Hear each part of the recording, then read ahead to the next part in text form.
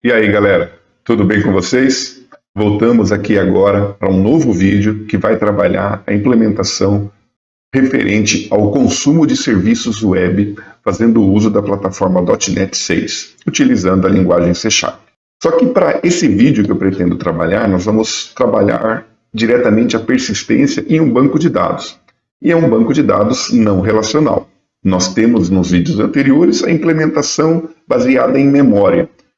Ou seja, os dados estavam disponíveis e nós podíamos inserir outros dados, mas quando fechávamos a nossa aplicação, os dados voltavam à sua maneira anterior.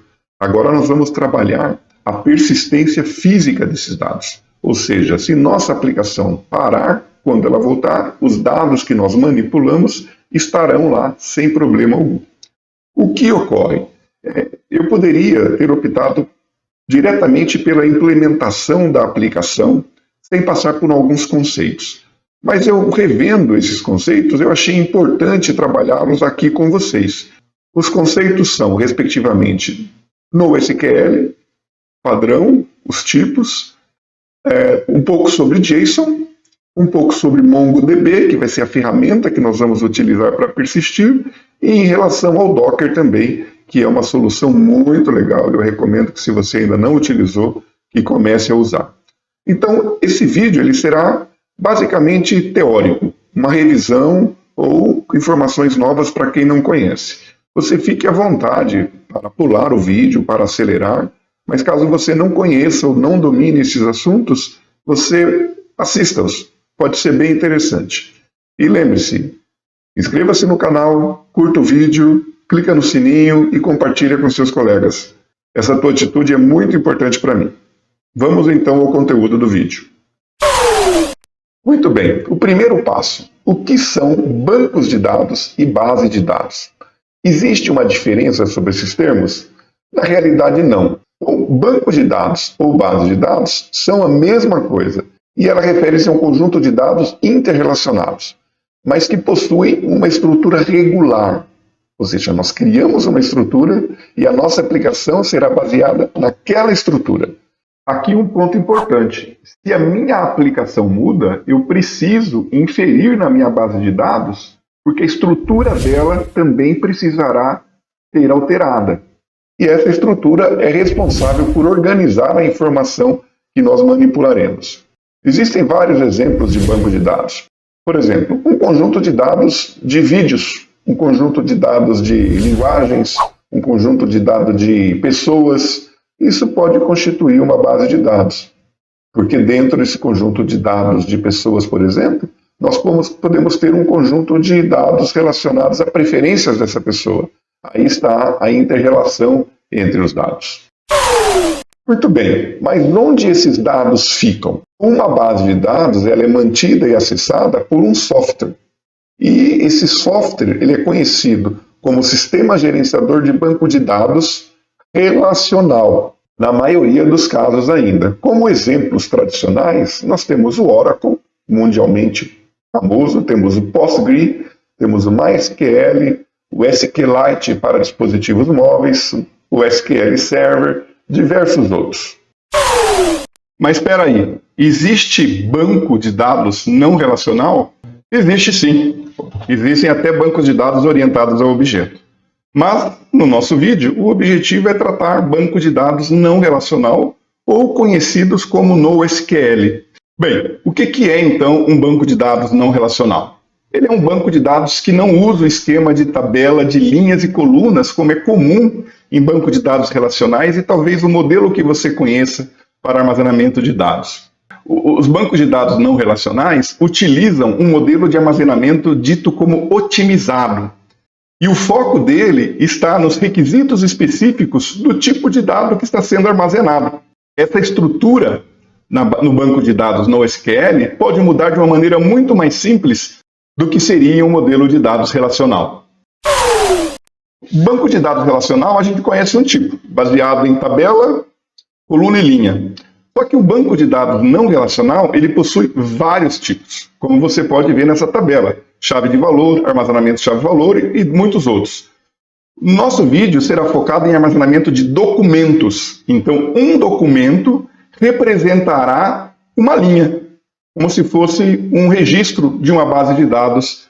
Essa assimilação se torna mais fácil fazendo essa analogia. Um documento é uma linha. Então, já que nós vamos utilizar um banco de dados não relacional baseado em documentos, o que é então isso? Esses bancos de dados facilitam o armazenamento e consumo de dados. Isso é possível porque nós utilizamos na nossa base de dados o mesmo modelo de negócio que utilizamos em nosso aplicativo. Então, se no nosso aplicativo muda a estrutura dos dados que são armazenados ou consultados, a base de dados vai mudar naturalmente.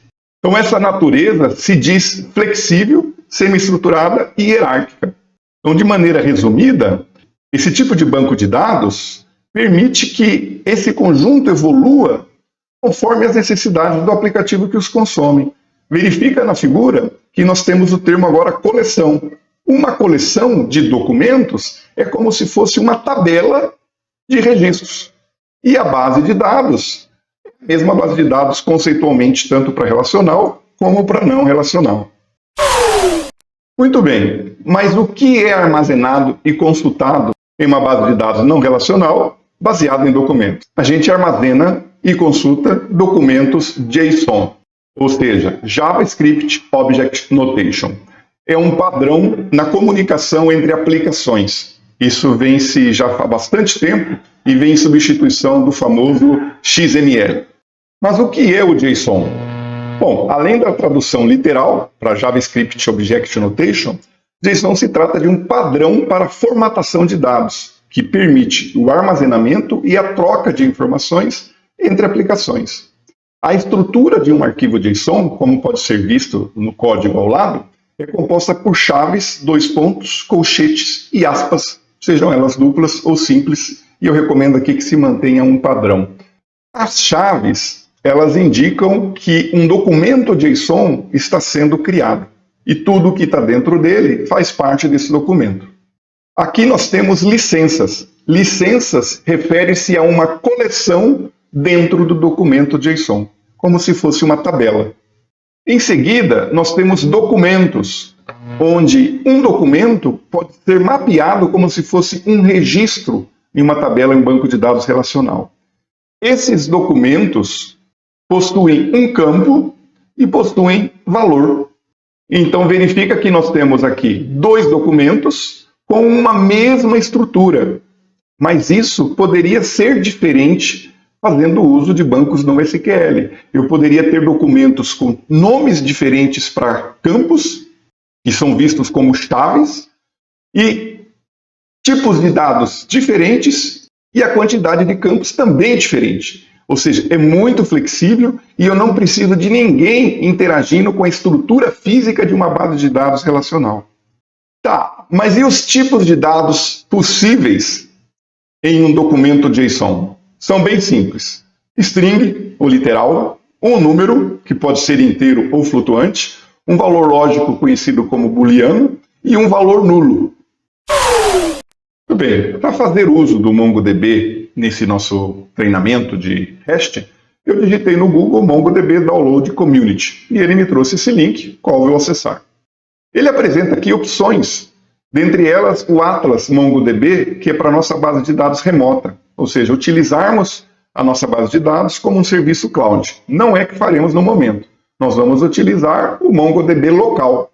Então a gente vai fazer o quê? O download do MongoDB em nossa máquina?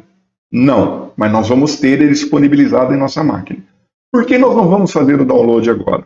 Porque pensa em uma equipe de 10 desenvolvedores, pequena. Aí chega um novo desenvolvedor e eu falo, olha, você precisa instalar o MongoDB na tua máquina.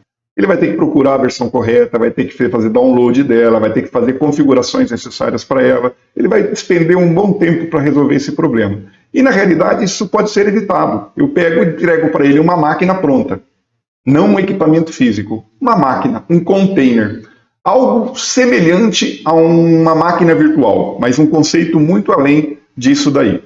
Não vou entrar em detalhes sobre esse tipo de container, sobre o paralelo com máquinas virtuais, da mesma maneira que eu não estou entrando em detalhes em relação ao MongoDB agora. O foco é desenvolvimento e consumo de serviços REST acessando o MongoDB. E como nós vamos disponibilizar essa máquina pronta para o usuário? Já que nós não vamos usar o web e não vamos ter o banco localmente em nosso equipamento. Nós vamos fazer o uso do Docker. O Docker permite o uso de imagens que representam um equipamento, um sistema operacional, em um container. Nós simplesmente vamos disponibilizar para a nossa equipe um container Docker com a máquina pronta para o uso. Lembrando, não faz parte desse vídeo e dos que vêm na sequência para essa playlist entrar em detalhes sobre MongoDB e sobre Docker. Nós vamos apenas utilizá-los após essa contextualização básica que terminamos aqui, ok? Fico muito feliz que você chegou até aqui. Quer dizer que você assistiu todo o vídeo e recebeu bem a teoria que eu busquei apresentar em relação aos temas que aplicaremos a partir do próximo vídeo. Então não se esqueça, se você puder, curta o vídeo, se inscreva no canal e compartilhe este vídeo em suas redes sociais com seus amigos. Isso é muito importante para mim. Obrigado e um abraço.